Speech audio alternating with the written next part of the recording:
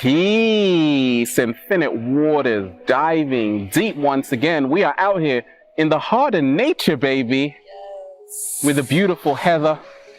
Blessings. Life is great. Yes. Feels so good to be alive, baby. Yes, it does. So we were just talking about the ego and how sometimes a lot of us can even develop a spiritual ego. Yes, and how detrimental that can be, and how it totally takes you off of your path, off of your purpose, if you're acting in the energy of the ego rather than in the energy of your higher self. Yeah. Do you have a massive ego? Have you ever been caught in your ego? What do you do to kind of like for sure get back into your authenticity? Yeah, it's definitely happened multiple times throughout my life where I actually have an ego death, where I'm not even aware that I'm acting in my ego, but there's something that I'm identifying myself with, or adding credibility to myself with a certain something that I've accomplished. And always, the universe never ceases to provide those lessons, get smacked in the face a few times, an ego death or two. It's always beautiful. It's always beautiful.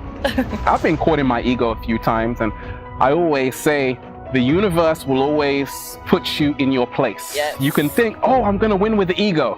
But no, you won't. Because what the ego does is that the ego is the false self. So I've realized that it's okay to know you're playing this role as the ego, but don't solely identify that as you. Right, exactly. Use the ego as fuel, but not as the platform, not as the foundation for yourself.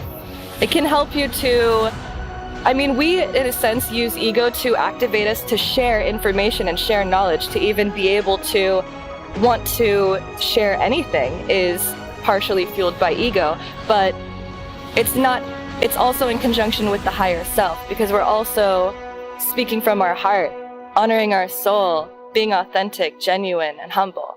Right, and talk to the beautiful deep divers about the ego parody you just did. Like, what's one classic example of how sometimes people can just take even just the spiritual journey so seriously? Yeah, there are many people who become enlightened and acknowledge the fact that we all have a sense of God within us, that we all have a powerful creative energy within us. Essentially, we are all expressions of God. But some people take that, to the head, to the ego, and they decide that they're entitled and that they are the almighty God. And because they're aware that they're God, they have power over other people, and they're worth more and valued more than other people. So yeah, I just made a little spiritual parody making fun of that, and the fact that we are all one. We are. So we're all one. We're just chilling in nature. Have a beautiful day, deep. Have a beautiful day, deep divers. See, my ego would have said, stop it, you just made a mistake. Can I get a hello? Have a beautiful day, deep divers. We love you.